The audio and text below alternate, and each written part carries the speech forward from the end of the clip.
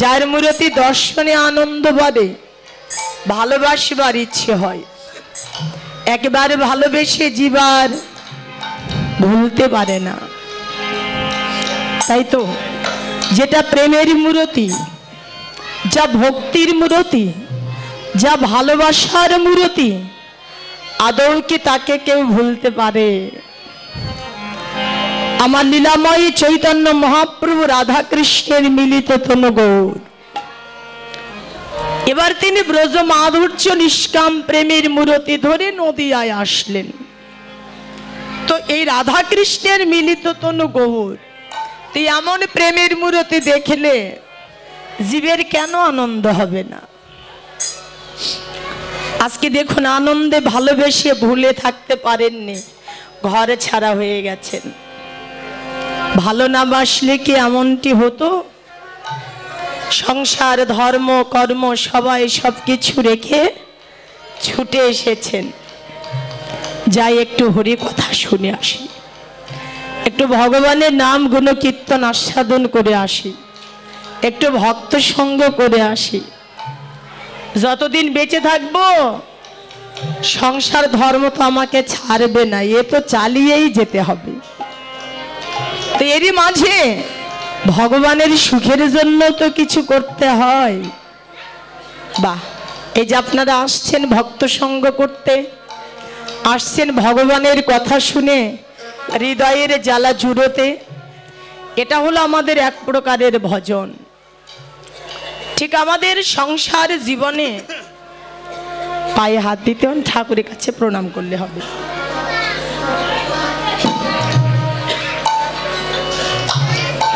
আমাদের ভজনটা এভাবেই করে যেতে হয় গো মা। তো আমার গৌর হরি এবার প্রেমের মূরতি ধরে এলেন কেন? জীবের কুরতি নাশিতে, হরি বলে কেঁদে কাঁদাতে। কারণ কৃষ্ণ বলে কাদাই জীবের ভজন। আমরা তো কঠিন ভজন কিছু করতে পারবো না, পারবো কি? যেমন সত্য, ত্রেতা, দাপর, কলি, চারটি যুগ, এক এক যুগের মানুষ এক এক প্রকারের সাধন ভজন কর্ম করে ভগবান শ্রীকৃষ্ণের কৃপা পেয়েছেন। যেমন সত্য যুগের মানুষ ধ্যান করে ভগবান কৃষ্ণের কৃপা লাভ করেছেন। আমরা কলিযুগের মানুষ ধ্যান করে কৃষ্ণের কৃপা লাভ করতে পারবো না। কেন পারবো না? আমাদের কলিজীবের আয়ুষ্কাল খুবই কম, এখন হিসেবের মধ্যে পড়ে গেছে, তাই না? যদি আমরা বেঁচে থাকি 60 বৎসর, আর বাদ বাকিটা বোনাস। এখনকার দিনে দেখবেন 60 বৎসর কতজনের বা হচ্ছেই, তাই না? হিসেবে দেখবেন এই সংসারে আমরা দেখতে পাচ্ছি কিসের 60 বৎসর, 40, 45 বছর, 50 বছর হতে না হতেই দেখা যায় কতজন চলে গেল, দেখতে দেখতে যাচ্ছে না? তাহলে এত আয়ুষ্কাল আমাদের কম হয়ে গেছে। একেতেই স্বল্পায়ু, অপরদিকে চঞ্চল মন। আমাদের কলিজীবের এই সীমিত সময় আর এই চঞ্চল মনে ধ্যান করে শ্রীহরির কৃপা আশা করা যাবে না। এই জন্য মহাপ্রভু ভাবলেন এটা বাদ। ত্রেতা যুগের মানুষ যজ্ঞাদি করে ভগবান শ্রীকৃষ্ণের কৃপা লাভ করেছেন, কিন্তু কলিযুগের মানুষ যজ্ঞ করে কৃপা পাবে না। কেন পাবে না জানেন? আজকালকার দিনে কিন্তু অহরহ যজ্ঞ চলছে, কিন্তু স্বয়ং সম্পূর্ণ যজ্ঞের বড় অভাব। হ্যাঁ, বাইরের আলোকসজ্জা রীতিমতো হয়, কিন্তু যখন ঠাকুর মশাই যখন পুজোয় বসেন, পুজোয় বসে বলবে কি এটা নাই, ওটা নাই, সেটা নাই। ঠাকুর মশাই আমরা তো মেলাতে পারিনি, সেরে ফেলুন, আমরা ওটা দক্ষিণা ধরিয়ে দেব। কিন্তু যেখানে যা প্রয়োজন সেটা না দিলে কোনোদিন পূজা সম্পূর্ণ হবে না। আর যজ্ঞ সম্পূর্ণ না হলে কৃপা আশা করা যাবে না। যেমন আমাদের 12 মাসের মধ্যে বড় উৎসব হচ্ছে দুর্গা পূজা। ওমা ভালো করে শুনবেন, দুর্গা পূজার যেদিন অষ্টমী, মায়ের যেদিন সন্ধি পূজা, 108টি পদ্ম ফুল দিয়ে মায়ের অঞ্জলি দিতে হয়। আজকাল কি পুজোর অভাব আছে? ঘরে ঘরে প্রায় দুর্গা পূজা, তাই না? কিন্তু 108টি পদ্ম ফুল দিয়ে আজও পর্যন্ত আমরা কতজন মায়ের অঞ্জলি দিতে পেয়েছি? পারি না। 108টি তো দূরের কথা, একটা ফুল মেলানো আমাদের পক্ষে অসম্ভব। মোটামুটি একটা ফুলের পাপড়ি হলেই মার পুজো হচ্ছে। কোথায় 108টি আর একটা পাপড়ি? কোনোদিন সে পুজো সম্পূর্ণ হবে? যদি সেটা হতো তাহলে প্রভু রামচন্দ্র একটি ফুলের জন্য তার নয়ন পদ্ম উপরাতে গেলেন যে আমার একটা ফুলের অভাবে আমার মার পূজা অসম্পূর্ণ থাকে, আমার মা সন্তুষ্ট হবে না। এই বলে যখনই রামচন্দ্র অস্ত্র ধরেছে নয়ন উপরায়ে, নয়ন পদ্মটি মায়ের চরণে অঞ্জলি দেবেন, ঠিক এমন সময় মা দশভুজা মূর্তি ধরে সাক্ষাৎ দেখা দিয়ে রামচন্দ্রের হস্তখানা ধরে বলেছিল, কি করো রাম? চক্ষু পারিয়া আজ হইতে আইলাম আমি লঙ্কা ছাড়িয়া, তোমার আর চক্ষু রাতে হবে না। ও রাম, আমি তোমার ভক্তি পরীক্ষা করার জন্য আমি একটা ফুল লুকিয়ে রেখেছিলাম। তুমি কি লোক দেখানো পুজো করছো নাকি ভক্তি ভরে আমাকে সন্তুষ্ট করার জন্য পূজা করছো? আমি তোমাকে পরীক্ষা করার জন্য আমি একটি ফুল লুকিয়ে রেখেছি, তোমার আর চক্ষু রাতে হবে না। রামচন্দ্র, আমি তোমার যজ্ঞে আমি সন্তুষ্ট হয়েছি। শুধু সন্তুষ্ট নয়, আমি মৃত্যুকালের মতো এই রাবণের লঙ্কা ছেড়ে আমি তোমার রাজ্যে চলে এলাম। আমি তোমায় ছেড়ে, তোমার রাজ্য ছেড়ে আমি আর কোনোদিন কখনো যাব না। হরি বল, হরি বল। তাহলে এবার ভেবে দেখুন আমরা কি করে পাবো? একটা ফুলের অভাবে পূজায় অসম্পূর্ণ থেকে যায়, আর সেখানে 108টি তো দূরের কথা, একটাও দিতে পারলাম না। হবে? অতএব কি দরকার?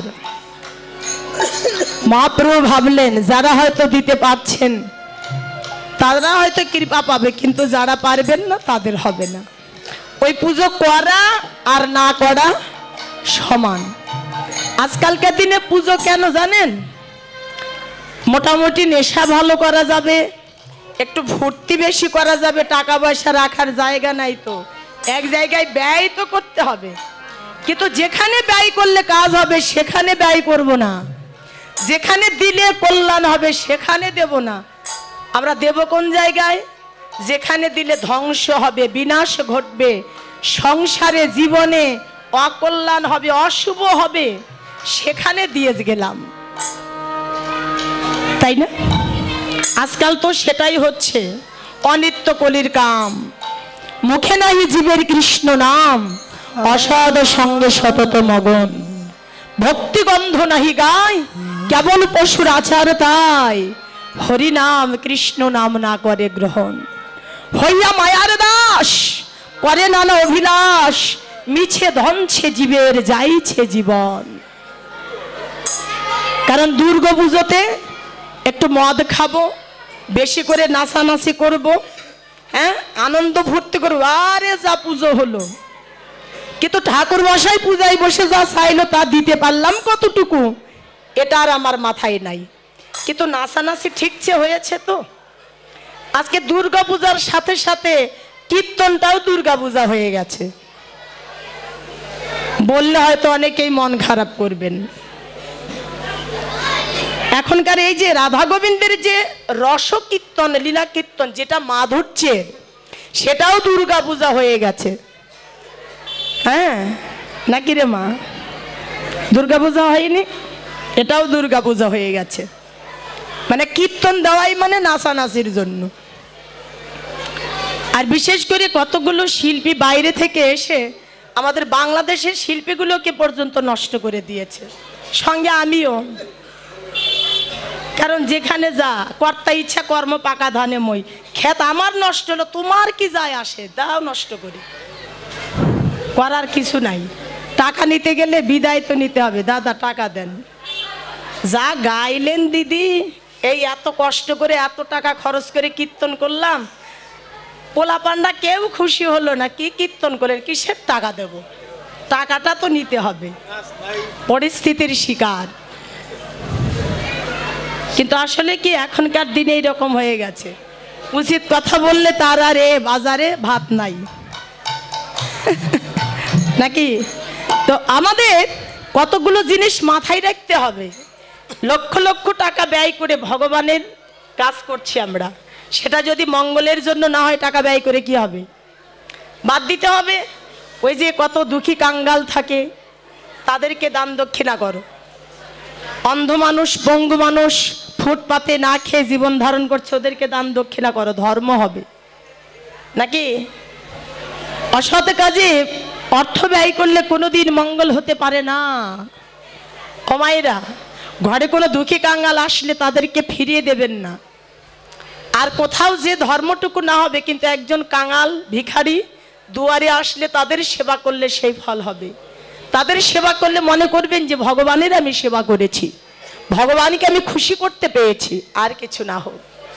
এই জন্য মহাপ্রভু সত্যযুগের ধ্যান বাদ দিয়েছে, যজ্ঞ, ত্রেতা যুগের যজ্ঞ বাদ দিয়েছে, দাপর যুগে, ঠিক আছে, দাপর যুগে দান সেবা করে এই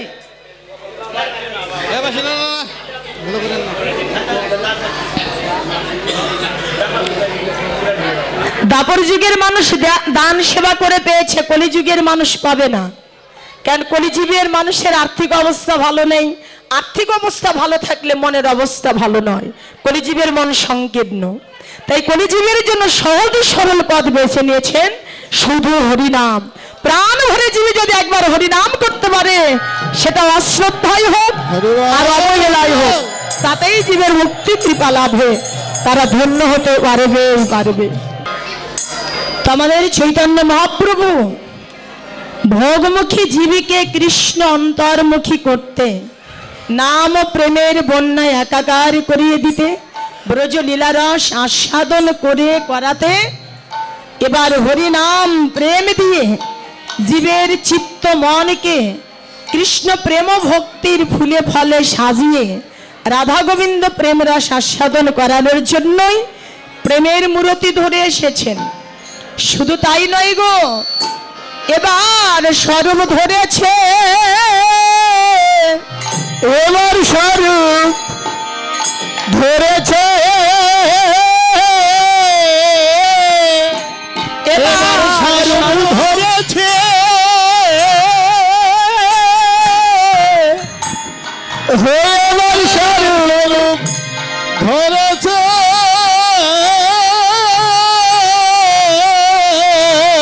এবার স্বরূপ ধরেছে,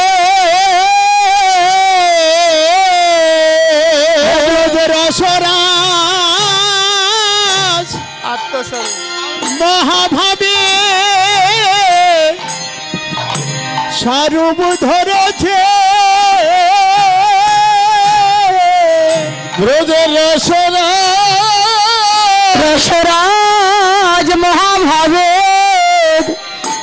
স্বরূপ ধরেছে, ব্রজের রসরাজ স্বরূপ ধরেছে,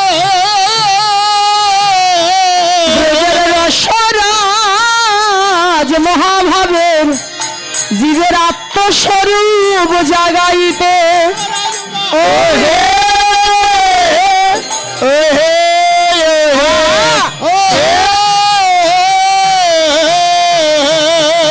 এবার স্বরূপ ধরেছে,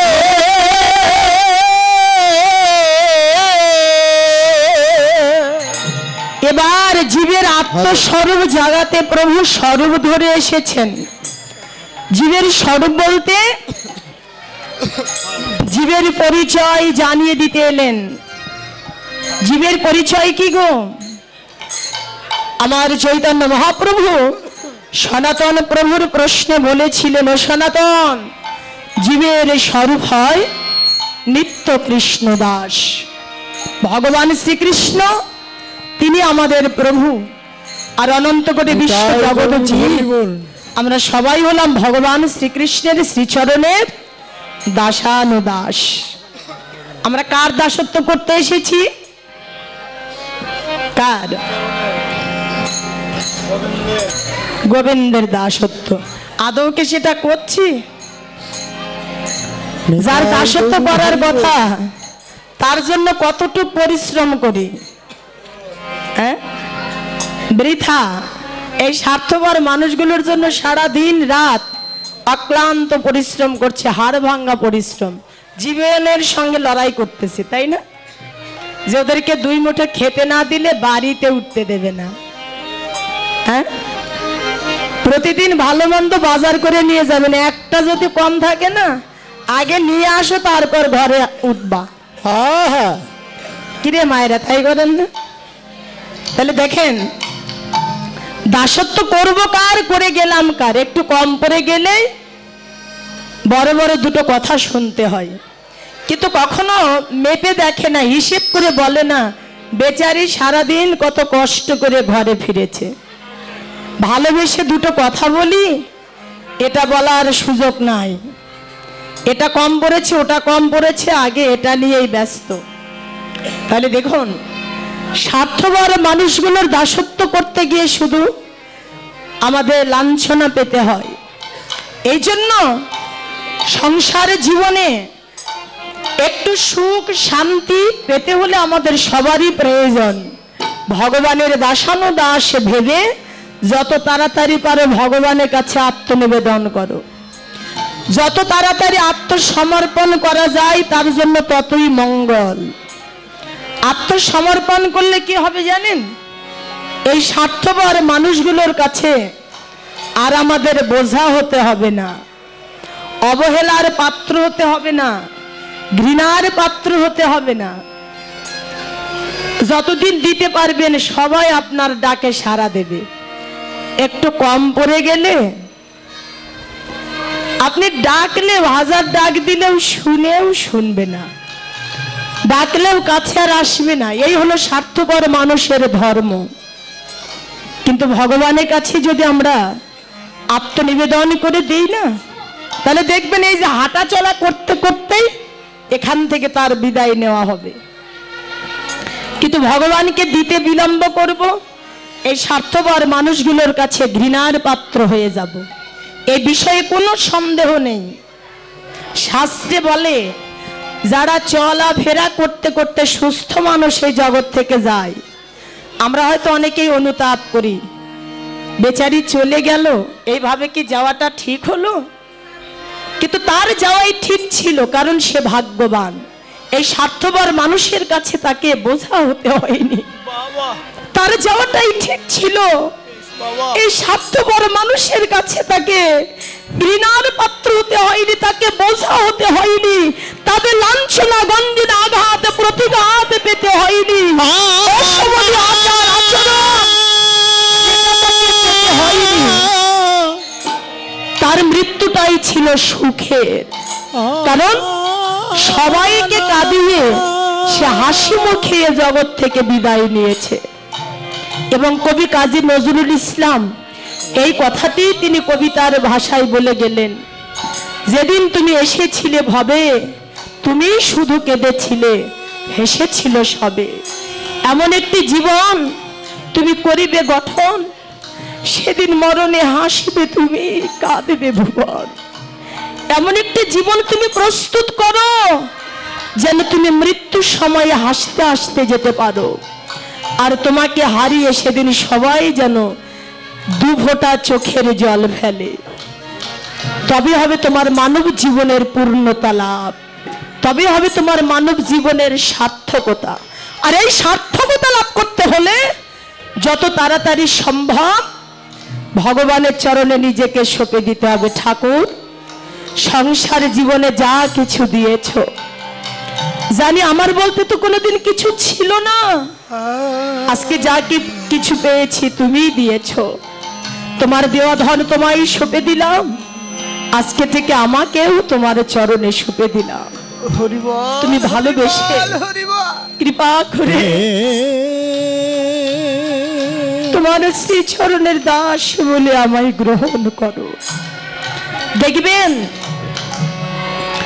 ওই ব্যক্তিকে আর কোনোদিন কারোর কাছে বোঝা হতে হবে না। ভগবান অতি সহজেই এই মায়া বাঁধন থেকে তাকে মুক্ত করবে। শাস্ত্রের কথা, কৃষ্ণ তোমার হও বলে যদি কেউ বলে একবার, মায়া বাঁধন মুক্ত করি কৃষ্ণ তারে করেন পার। শুধু একবার যদি কেউ বলতে পারে, হে গোবিন্দ তুমি আমার হও না,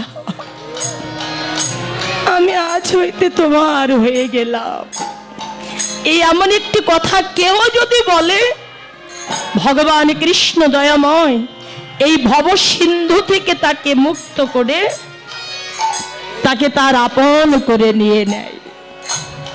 এই জন্য প্রভু আসলেন, ত্রিতাপ জ্বালা থেকে যদি মুক্তি পেতে চাও ভগবান কৃষ্ণের চরণে আত্মনিবেদন করে দাও।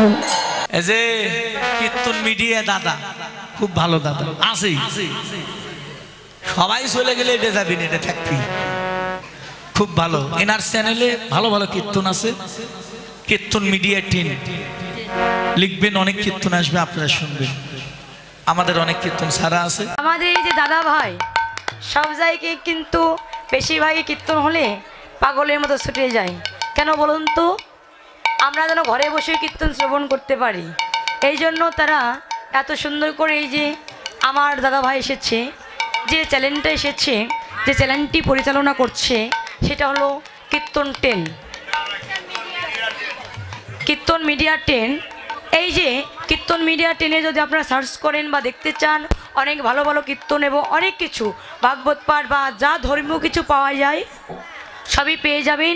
সেখানে দেখবেন এবং লাইক করবেন, কমেন্ট করবেন, তাতে আমার দাদা ভাইয়ের কী হবে, একটু উপকার হবে। আর দাদা ভাইয়ের উপকারের জন্য আমরা কিন্তু বড়ই মূল্যবান জিনিস পাচ্ছি, কেননা এই কৃষ্ণনাম ঘরে বসে শ্রবণ করতে পারি, তাই না? তাই ওই মিডিয়ার জন্য আশীর্বাদ করবেন এবং আপনারা দর্শন করবেন এবং সার্চ করবেন, আবার লাইক করবেন, ঠিক আছে? সবাই মিলে একটা ধ্বনি দেবেন, তাই গুরু হরি।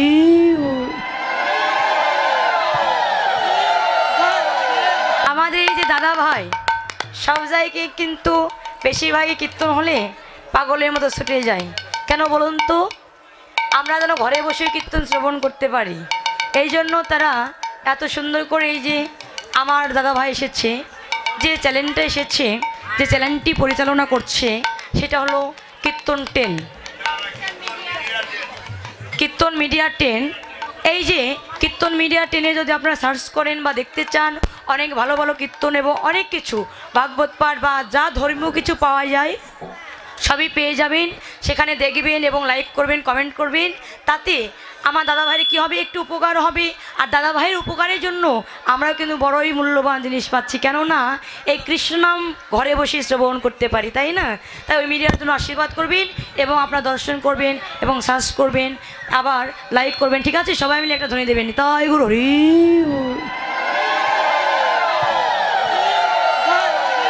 এই যে কীর্তন মিডিয়া দাদা খুব ভালো দাদা আছে, সবাই চলে গেলে এটা যাবি না, এটা থাকবি।